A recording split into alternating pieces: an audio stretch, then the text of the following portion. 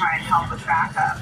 And then I went into the speech, and Benjamin Netanyahu was talking about the fight against good, or fight against evil, rather, on behalf of good, praising the United States and the shared values that we have going all the way back to the beginning of our country, praising the UNC fraternity brothers who saved their flags. And then I leave the chamber at the U.S. Capitol and walk just a couple of blocks into this, where it doesn't look like the streets of the United States, it looks like the streets of Tehran or Gaza. People need to understand that the only American flags that you saw yesterday among this crowd were the ones that they took down from the flagpoles outside of Union Station, a historic place in America, in the nation's capital, and then they burned them and replaced them with a foreign terrorist flag.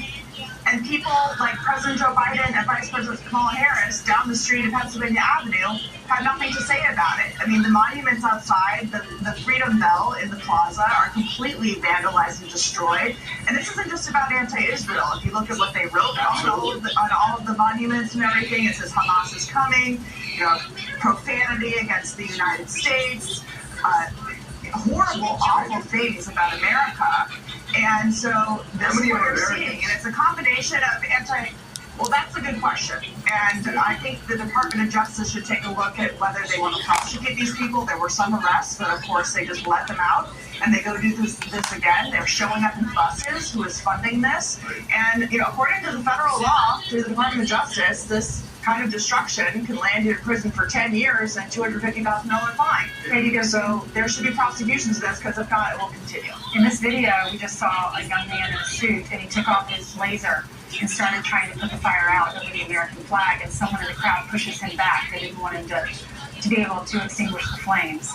Also, we should point out that after those three flags were taken down, Speaker Mike Johnson was approached by a member of Congress, a Republican member of Congress, and said, "Hey, Mr. Speaker, I just drove by Union Station. There are Palestinian flags down there flying." And so the Speaker and the Congressman went down, and as you can see right there, they raised three American flags instead. Kind of reminds us of what we saw in North Carolina a couple of months ago. And there you can see the members of Congress saluting the U.S. flags being restored to their proper places.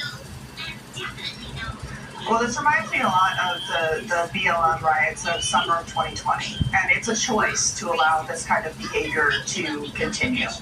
And they were the most destructive, violent riots we've had in the history of the country. And now you're seeing Summer of Love 2.0 with this pro-Hamas, pro-Islamic terrorism wave that has hit the country, that's been accepted by a number of leaders inside the Democratic Party.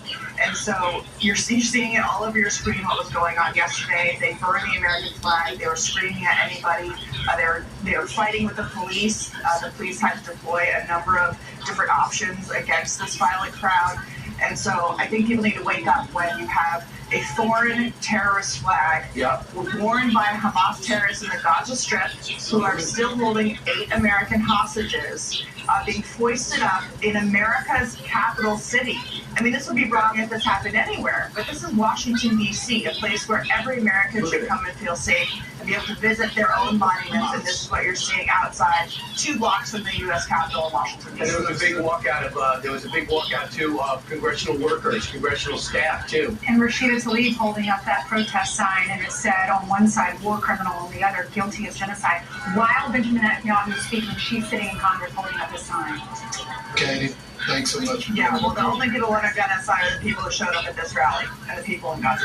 Yeah, we got to decide if we want a country or not, and if we're going to defend the terrorist cells that have decided to come. And don't ask me if they are or not. When they're promoting Hamas and been funded by the #1 state sponsor of terrorists. We got Donald Trump live on Fox Sports coming up on 7:30. I wonder what his thoughts. Yeah, well, that is a choice. This is part of the election. Kamala Harris showed you she didn't care. Yep. And if she's elected, nothing will be done. Maybe there'll be even support and finances. On the other hand, I'm pretty sure Donald Trump passed a law that says it made it a crime to defile these monuments. That's what we're going to pick up, Brian. Meanwhile, Vice President Kamala Harris